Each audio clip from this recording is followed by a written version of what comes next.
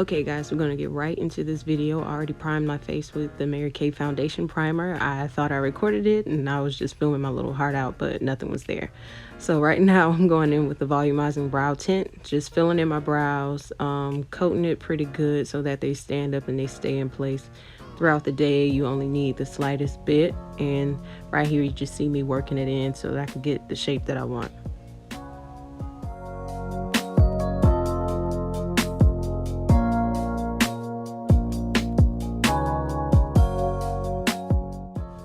So right here you just see me taking some of that product off because it does get pretty dark, and as I said before, you only need the slightest bit. So right here I'm just going to start working it into my brow hairs before I focus on building up the arch. So I'm just going right into the hairs that I already have underneath my brow and just going towards my nose bridge so I can get a more definitive arch, because my brows kind of grow straight across, so it's not a lot of high arch there with the natural shape of my brows.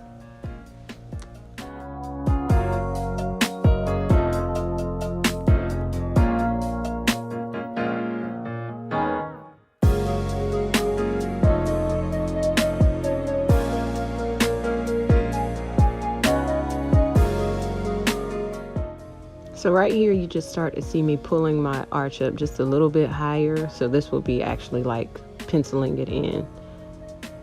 So here I am still working that product in, not adding any extra. The amount that I put on there before is just fine. The brow tint is really very pigmented, so you only need a little bit, as I stated previously, and you just want to continue to work that in while it's damp so that you can get the full hold of it and let your brows last all day long.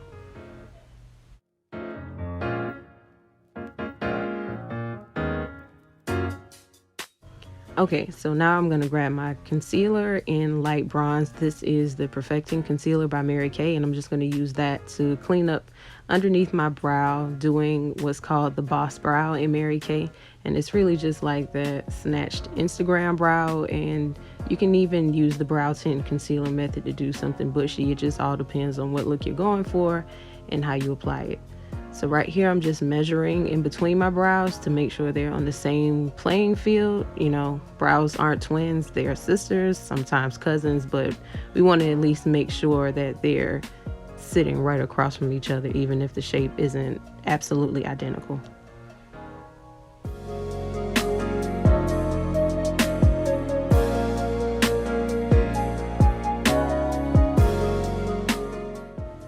So if you look, you can see me just blending that in, not necessarily sticking to just having like a tight line underneath the brow, because I find that you end up with that glow in the dark, harsh concealer line under there. So what you want to do is make sure that you get a decent amount of concealer on the brush and work it in there to where it just has a nice fade or a nice blend into the lid, so that maybe later you can use it for your eyeshadow look.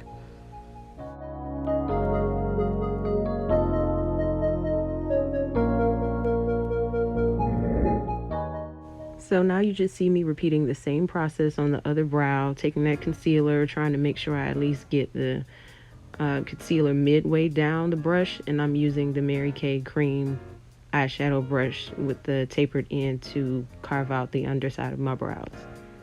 Working it in, blending it out, all with the same brush, just making sure that I can be as precise as I want to be and still achieving the same brow shape. Checking to make sure my arch is where it should be by placing the brush on my nose and turning it outward to make sure that my arch is, you know, that it fits my face.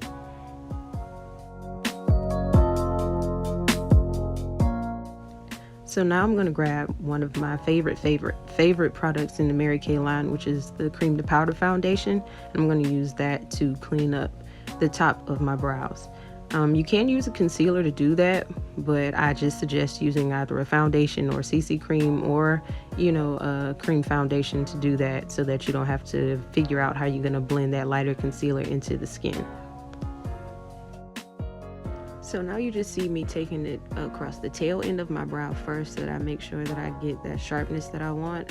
Make sure when you're doing the tail end of your brows, you turn it towards the mirror. Don't look straight ahead trying to figure out how to do the back end of your brow from the front. It's a lot easier, and it just makes sense to do it that way.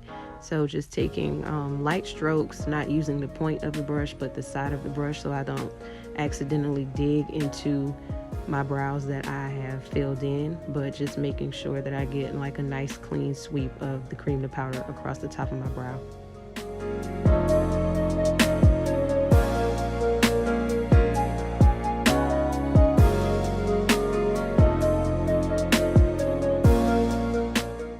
Just taking Hot Fudge Chromafusion eyeshadow, I'm going to use that to fill in anywhere that I want a little bit more depth and a little bit more sharpness to my brow. It's like the perfect brow color, and it's a great substitution for a brow powder if you can't find one. So I use that sometimes just by itself, and I often use it in conjunction with brow tint, or even using the soap method, which I'll do that another time. But the Hot Fudge is like my holy grail for my brows.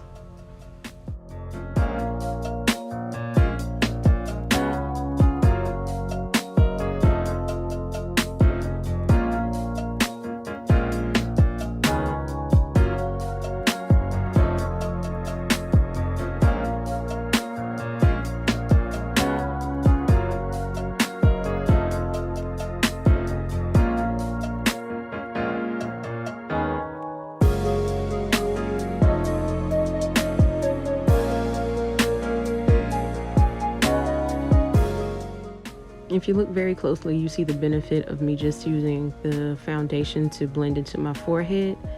It just makes things so much easier, and I'm already going to be up there anyway later when I apply the rest of my face. So I'm back in applying the Hot Fudge, and to apply it I'm using the Mary Kay crease brush. Now we're going to get right into the face. I'm using the Mary Kay Naturally Nourishing Oil, and I'm going to take 2 drops and put it into my cream to powder that I was already using in Bronze 2. And I'm going to take my liquid foundation brush just to mix everything really good. And I'm just going to start applying it so that I get that full coverage look. So without the oil, it'll be full coverage, but with the oil, it'll still be full coverage, but it'll have more of a satin finish as opposed to just drying down to like a completely powder matte finish. So if you have oily skin, this is a great alternative for you because you don't have to worry about setting it. I'm a dance student, so I wear this quite a bit, especially when I'm sweating, and I think it just holds and it sticks to the face really well, in addition to the primer and having the nourishing oil there to just settle into the skin and make everything blend in effortlessly.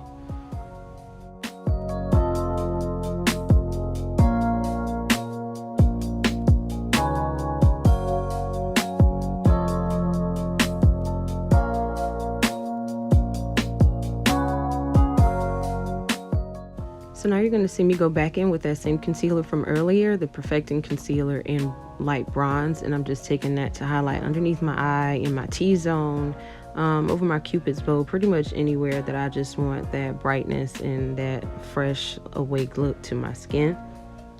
And I'm just going to really focus it right where I want it, making sure that I don't overspread, widening the face. So now I'm going to take my fluffy concealer brush and really focus on placing the concealer as opposed to just blending it out, because sometimes we might over blend and it just won't look like we did anything at all. Now if you're going for a natural look, then that's fine, but if you're going for like a really full coverage beat, you know, just full out drama, then you just want to focus on placing the concealer and then just blending it out on the outer edges to make sure that it works with the rest of your face. Also keep in mind when you're blending out your concealer, don't blend it too far out because you could end up widening your face as opposed to creating that overall sculpted and snatched look.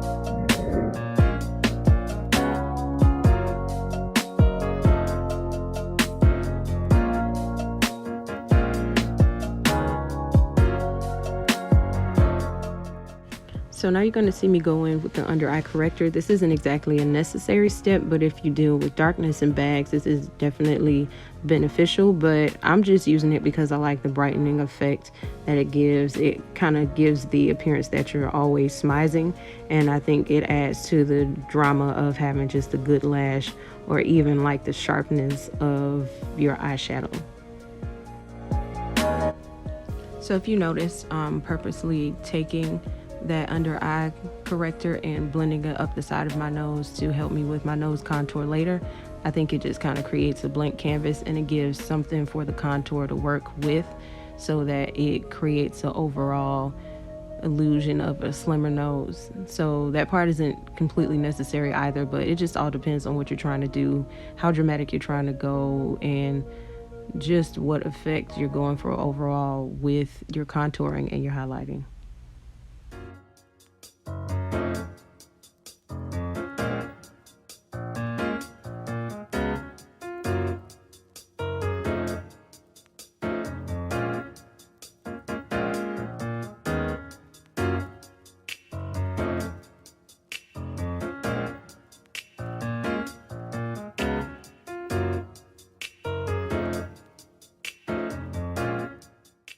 Okay, so now I'm going to grab my translucent powder, also by Mary Kay, and I'm going to just take the slightest amount, tapping it into the lid of the powder so that I don't have to use an excessive bit of powder, because I don't necessarily bake. I just use just enough to set it in there really nice, because I already have, you know, a decent amount of product on. You don't want to cause creasing by caking on the powder.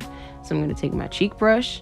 It's 3-in-1 function. You can use it to contour, you can use it to apply your blush, and you can also use it to apply your highlighter. So it's one of my favorite brushes, because not only do I use it for the 3 functions, but I use it to get right underneath my eye with my translucent powder.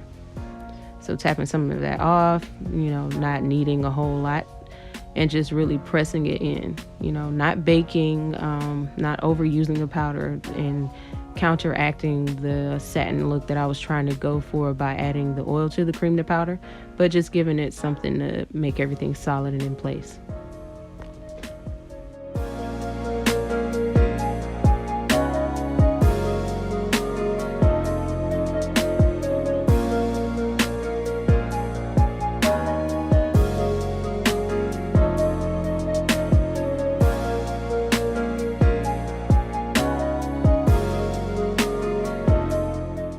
So now I'm going to start contouring. Phase 1 of contouring, I'm going to take my cream to powder in bronze 3. That's like a level above what I used all over my face, which is bronze 2. And I'm going to take that and use it as like a subtle, you know, like a precursor to my powder contour that I'm going to do later, because I do double contour when I'm doing a full face. So I'm going to take that in my Real Techniques brush, because I don't want to mess up my cheek brush that I'm going to use later. And I'm measuring it right above my ear, so that after I place it and then I start blending, it has a nice transition into the highlighted area, and it doesn't go below my cheekbones.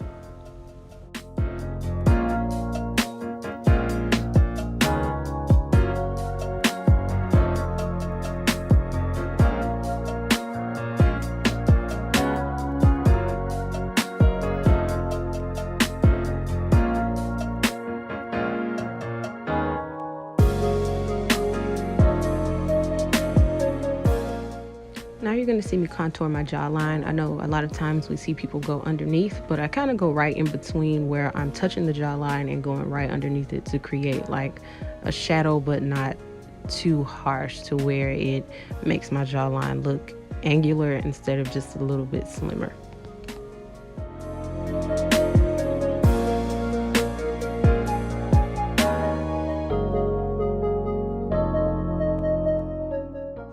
So now you just see me going back in with bronze 2 in my fluffy concealer brush. Not too much, but just enough for me to reestablish where my contour line is for my cheekbones, because in the process of blending out my jawline, you know, it could start to connect and it can just have this overall shadow right there, and that's not what we want. We don't want to undo what we just did. So just going back in there, cleaning it up, and just reestablishing my contour and my highlight in that space.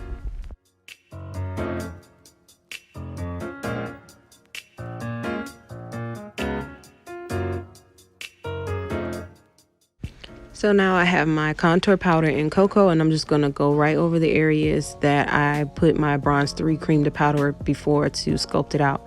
I'm just going to take my cheek brush and use the flip side of it where you can contour, and just take it up the sides of my cheekbones and use the flat side of it just to blend it out so everything is nice and smooth and has a good transition from the highlighted area to the contoured area.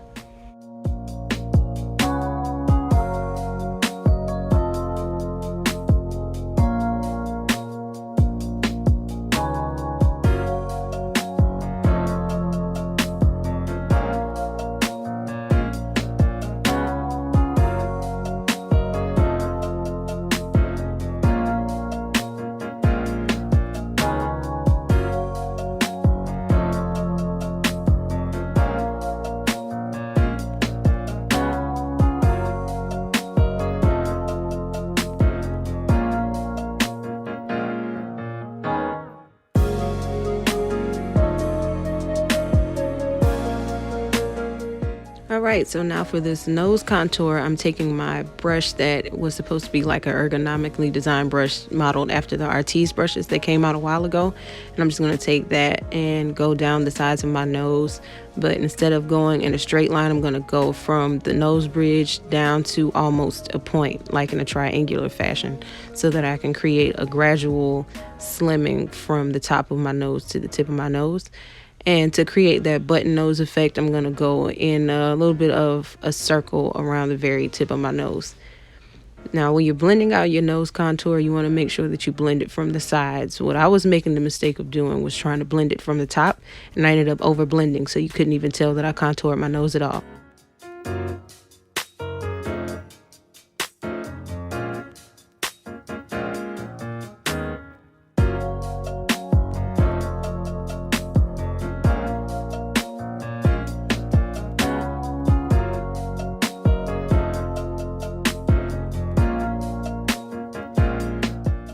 So if you look, I'm just carefully going back over my contour lines on my nose. I didn't want to speed through this part because I thought somebody would really benefit from just seeing it in real time, so that you can see that it's not a difficult process, but it is something that you definitely want to take your time with before you move on to a bigger brush.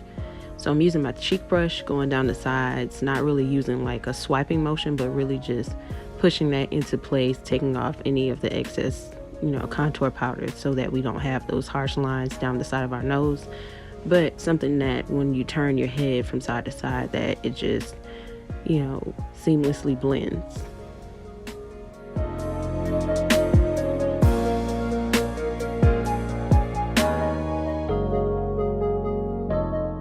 Now for my most favorite part of makeup, highlighter, and I'm using the Illuminating drops by Mary Kate in Bronze Light. And if you look, I don't even need a full drop. I just take the very tip of the applicator and just tap it on my cheeks in 3 places, and then with a very light hand and with a fluffy brush, I just blended it upward in like a curve, so that it has like a nice fade, before I go in and apply another dot just for emphasis, like right where I want the peak of my highlight to be at, which you'll see in just a few.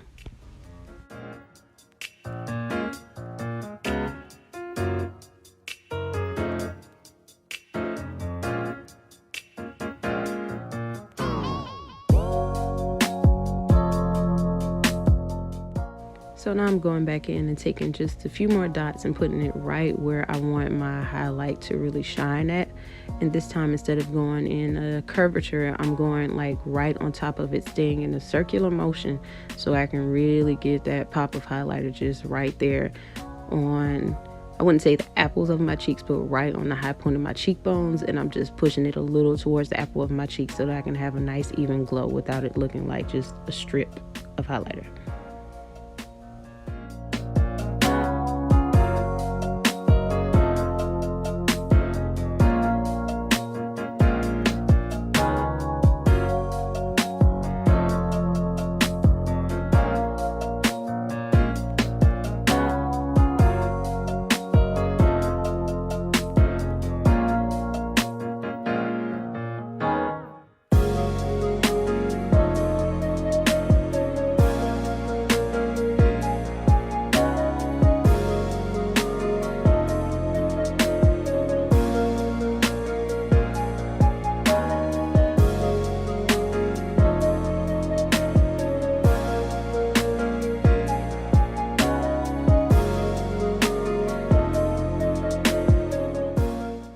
Now you're going to see me start to work on my nose highlight. I'm just going to use just a tiny bit of the illuminating drops just to put it on the button of my nose and on the bridge of my nose.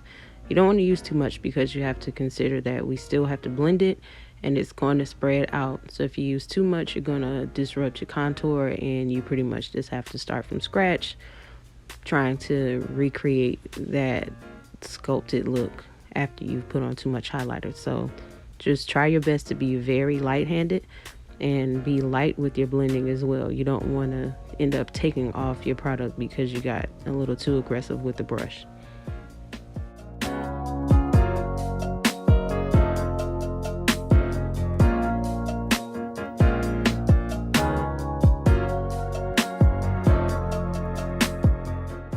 So now I'm just going to take a little bit of the pressed powder in the shade Beige 2 and, you know, kind of reestablish where I had my concealer earlier because, you know, the highlighter can get a little out of control when you have a smaller face. So I just want to make sure that everything is nice and blended out and that the highlighter isn't in like a harsh strip on my cheekbones and then not overlapping it to where I wanted my T-zone to be highlighted.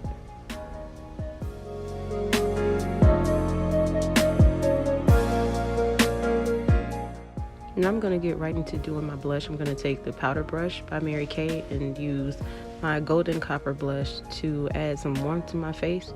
And sometimes I like to mix together the contour powder with the golden copper so that it gives me a nice bronzed effect.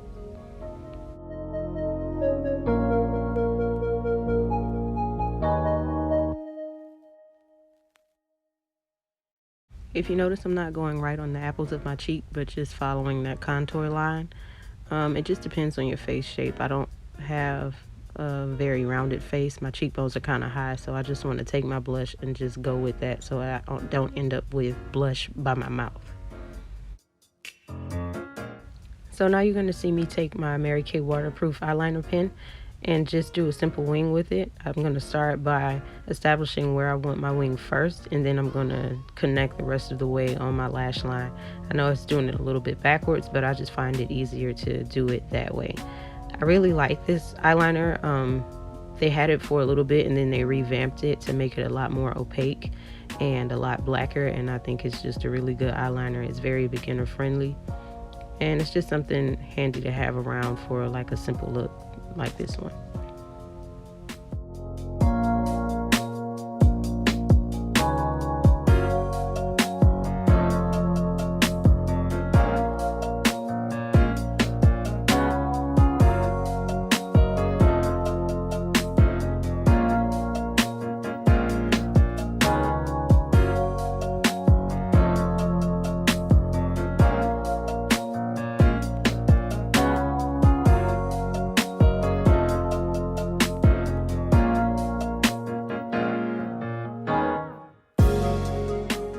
So now I'm going to take Lash Love Lengthening Mascara and I'm going to use that to, you know, add a little something to my lashes. Even though I'm going to wear falsies, I just appreciate that this mascara actually does what it says it's going to do. It gives my lashes a nice stretch and it also helps it to blend in my lash glue with my natural lashes. So I'm just taking it, applying it at the tips of my lashes and then pushing up to the base. Not pumping, but just moving it around the tube so I can gather my product and not dry out my mascara at the same time.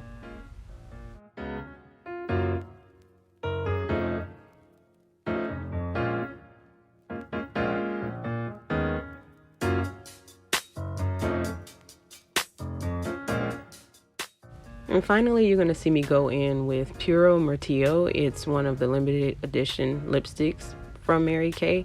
It's a very pretty deep purple.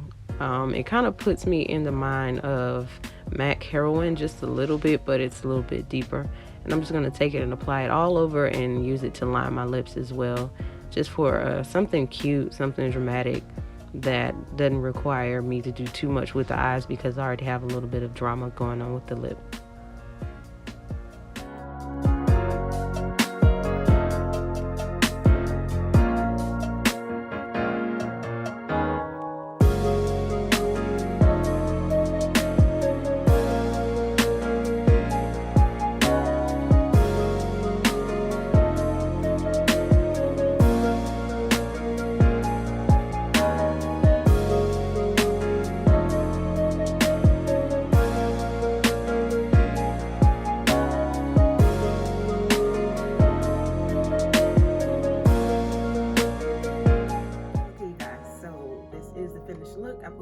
lashes. I put a little bit of the lip lacquer on top of my lip.